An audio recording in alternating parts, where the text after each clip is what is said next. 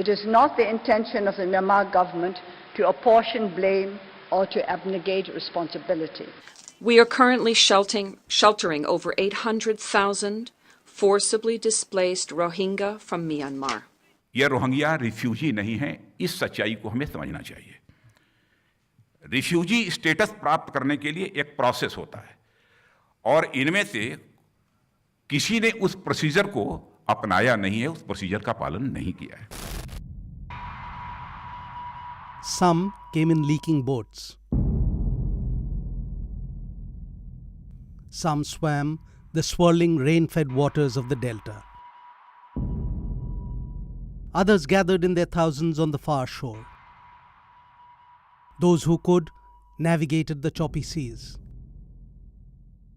A bedraggled, hopeless mass of humanity intent on fleeing the land of their ancestors, fleeing conflict dating back to their forefathers. They came in desperation, they came in droves, they came pursued by hunger.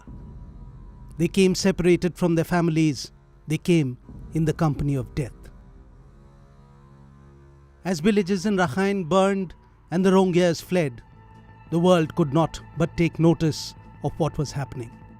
There were voices of protest and indignation from all over the world, but the loudest noise was that of the silence of one whose voice might have mattered the most. We condemn all human rights violations and unlawful violence. We are committed to the restoration of peace, stability, and rule of law throughout the state. On 19th of September 2017, Aung San Suu Kyi finally broke her silence. But by then, most of the damage had been done. It's not damage to the image of the Nobel Peace Prize winner that we are talking about here, but we are talking about the massive humanitarian damage that had been inflicted on the Rohingyas, a persecuted minority in Myanmar, an ethnicity who have been facing persecution for decades in their own country, to the extent that most of them do not even have the nationality of their own country. Often described as the world's most persecuted minority, the Rohingya of Myanmar live in the western coastal state of Rakhine, one of the poorest states in the country. They are an ethnic group with Muslims in majority and have been for centuries a part of Buddhist majority Myanmar.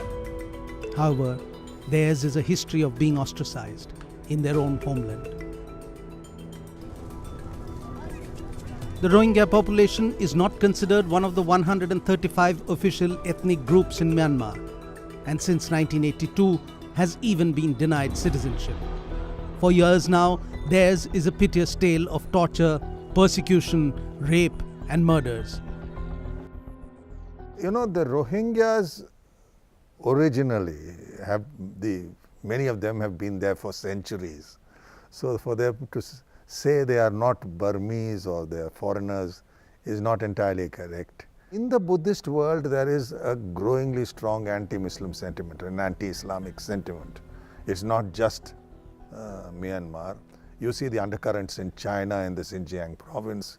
You see it elsewhere, wherever there are Muslim populations. And there are the Buddhist clerics in Myanmar led this agitation that the Muslims were a threat to Buddhist society. There's a monk called Viratu who still leads that movement. And they clamped and they acted against these poor people. Many of them poor, in dire economic straits, but were all victims of small groups and a growing militant anti-Islamic sentiment. The situation remains or seems a textbook example of ethnic cleansing. I call on the government to end its current cruel military operation with accountability for all violations that have occurred and to reverse the pattern of severe and widespread discrimination against the Rohingya population. On 25th of August 2017, Rohingya militants attacked security forces. 71 people died in the fighting that day, the bloodiest since conflict broke out in 2016 between ARSA, the Arakan Rohingya Salvation Army, and security forces in Myanmar's northern state of Rakhine. It is a relentless cycle. Every time there is an atrocity on the Rohingya, the ARSA militants seek retribution. And every time there is an attack on security forces, there is a massive crackdown on the Rohingya. According to reports, more than 100,000 Rohingya have fled their villages and crossed over into Bangladesh. Those in the refugee camps there claim that the military, assisted by Buddhist monks, have razed villages and killed civilians.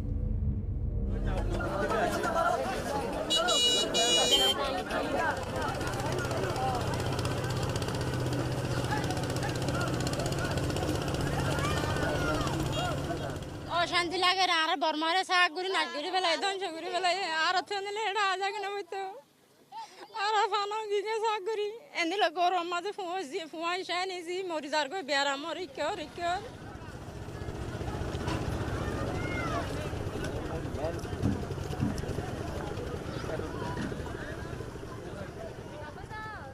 হাল ফারাইরা আর Eygi গই এন্টু সাইডে আর মতো আর গো জলের তো আরা বেশি দুঃখ পায় তো এন্দিলা গরম থরম বই থাইরে আরা ফুয়াইলে বেশি কষ্ট খায় আরা যে গর জালি ফেলাই জালি দি হাড়ি ফেলার মানুষ লত ফেলে মতো হাড়ি ফেলে ফুরি ফেলে তো এনলাম বেশি মানুষের লুসান করে যে তো আরা থাকি না পারি বেশি লুসান এরা উদ্দুরাত জি পারিলে দেয় সে উদ্দুরাত বেশি দুঃখ ঘুরে হয়ে ঘুরা করা ফাংশনলে আরা আছে মিলিটারি বর্মা মিলিটারি গুলি মারে বা আছে গুড়া গুড়া ফোয়াই নতি বেড়িয়া নতি আর মা বাবতে বেগুন হাড়ি ফেলে ঘর ঘর আয়ার লঞ্চা মারে বা আছে তারা আছে দূর পাইবে দূর মাগ হাড়ি ফেলে আর নিজে শুকুর আছে বেশি মানুষ ঝগড়া দিয়ে ফেলে বেশি মানুষ হাড়ি ফেলে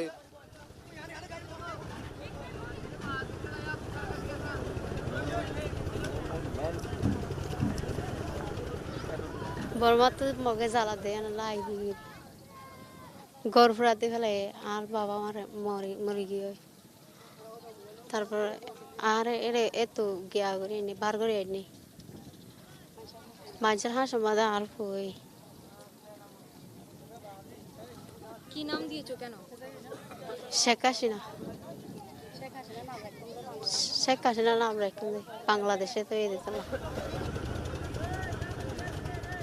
Security forces have been instructed to adhere strictly to the code of conduct in carrying out security operations, to exercise all due restraint, and to take full measures to avoid collateral damage and the harming of innocent civilians. It is strange that every Rohingya refugee story sounds the same.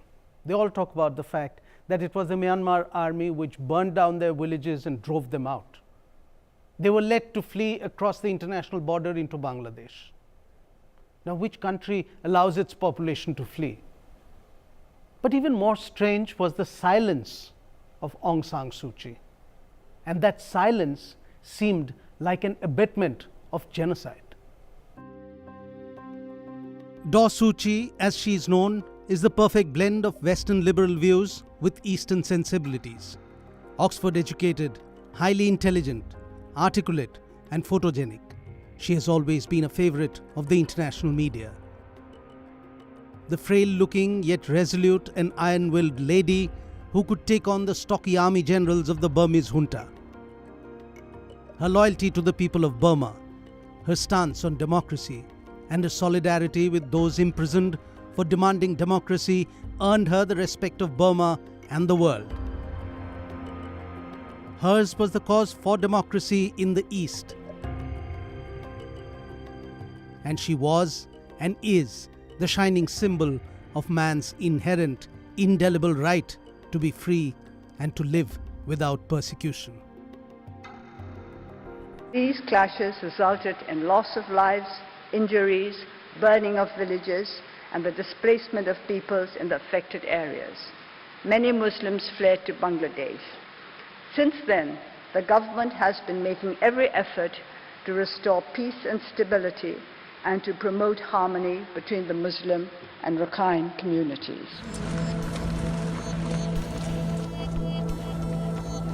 In 2016, Suu Kyi was accused of failing to protect Myanmar's Rohingya Muslims during the persecution that followed the October militant attacks by ARSA when they killed 9 police officers.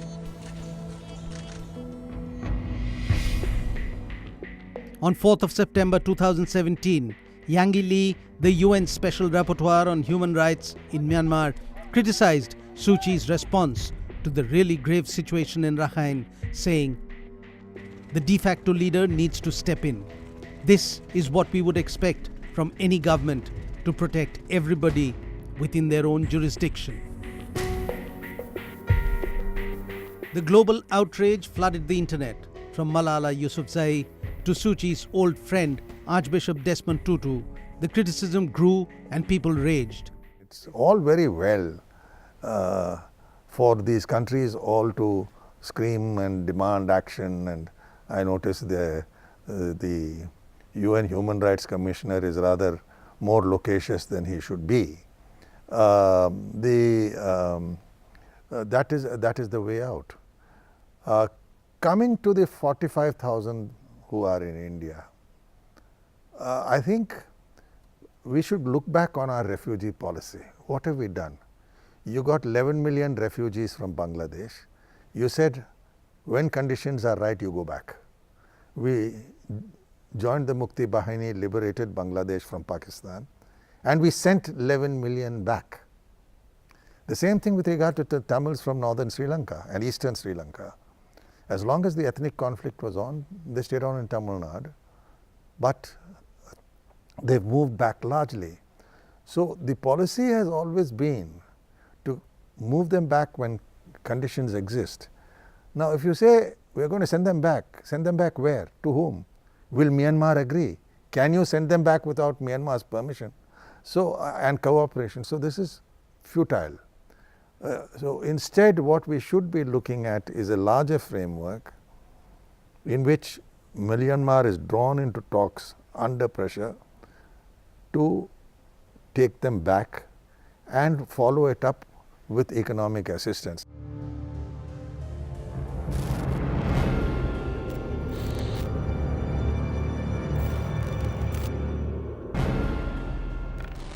The fear is valid that terrorists might slip in the guise of refugees. That is why India has taken a very firm stand. The Home Minister Rajnath Singh has clarified that the Rohingyas are not refugees because they did not do the necessary paperwork. So they are illegal immigrants. And as illegal immigrants, they are a threat to society.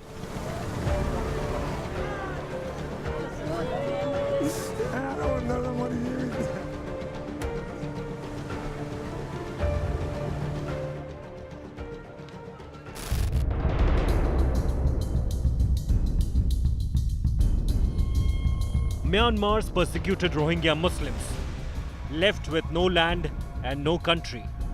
Over 40,000 have taken refuge in India. The government says that they pose a serious security threat. The government's fears could be coming true as terror outfits vie to recruit Rohingyas for their cause. Jaish-e-Mohammed chief Masood Azhar, in a statement, has asked Muslims of the world to unite and conquer Myanmar. Pakistani cleric Muhammad Ashraf Asif Jalali made this venomous speech, promising to avenge crimes against Rohingya Muslims. मैं मोदी और सूची की साजिश को ललकार रहा हूं। मैं आशन फिरदू को बताना चाहता हूं, बुद्ध के विद्रोह मोहम्मद अरबी के शेर जिंदा है। हमने बर्मा के जिहाद के लिए आज से रजाकार भर्ती करने का काम शुरू कर दिया है। The threat of radicalization of Rohingyas is real, say security agencies. Samiun Rahman, a Bangladeshi British suspected to be an Al-Qaeda operative, was arrested on Monday. He had allegedly come to India to train Rohingyas. British national है जो 27 साल का है, पढ़ा लिखा है, इसकी family बहुत अच्छे से सेटल्ड है इसकी टास्किंग थी, जो उसको टास्क दिया गया था कि ये मणिपुर या मिजोरम तरफ कहीं पर बेस सेटअप करेगा रोहिंग्यास की और बाकी ऐसे लोगों की जो इसके कॉज में इसके साथ दे सके, ताकि म्यांमार आर्मी से लड़ा जा सके। In view of these threats, India has so far struck a stern line on deporting Rohingya Muslims. किसी पड़ोस के देश में उनका आंतरिक विषय है म्यांमार का, वो अपनी समस्या को दूसरे देशों में धकेलना चाहते हैं। Rohingya refugees in India are adamant they don't want to return to Myanmar, where they claim to face a certain death. बहुत ज़्यादा परेशानी है उनका। वहाँ पे मेरे मम्मी है, पापा है, मेरे मामा है, बहुत जुल्मी खाते हैं। मामा है, जनदा भी नहीं है, कपड़ा भी नहीं है, कुछ भी नहीं है। एक गोली मार दिया, इंतजाम हो दिया उनका। मेरे मामा है, जंगल में फेंक दिया। India today travelled to Jammu, the northernmost part of India, which has been illegally made home by thousands of Rohingyas who fled Myanmar's persecution. We set out to dig deep into the crisis that has snowballed into a humanity versus national security debate. Jammu is home to over 5,000 Rohingyas. So are they really a terror threat? They are roughly about 5,000 in number, and as I said, their number keeps changing because it's a floating population. Sometimes they go out of the state, sometimes they come back. We keep a watch on them, and that's it. I mean, we haven't found their involvement as of now in any major terror activities, but as I said, we are keeping a watch on them. While the centre has stepped up its efforts to deport illegal Rohingyas by moving the Supreme Court, the future of over 40,000 refugees residing in India hangs in balance. लेकिन हम लोग terrorist नहीं, ये होते हैं अपने माँ के सामने। अगर किसी ने अपने माँ को बादशाह के सामने रेप करेगा, अगर अपने भाई के सामने बहन को रेप करेगा, फिर भाई कैसे बर्दाश्त करेगा? लगते हैं हम तो अगर बर्मा ठीक होगा तो हम खुद चले जाएंगे, हमको बोलना नहीं पड़ेगा। अगर बर्मा ठीक हो जाएगा हम खुद जाओगे। अभी कहाँ जाऊंगा, हमको तो अभी जाने के लिए रास्ता भी नहीं है। According to the United Nations, India is home to at least 2 million refugees, but the Rohingyas have remained an exception. Since a concrete link between Rohingyas and terrorist activities is yet to emerge, the reason why the centre views them as a threat remains hazy.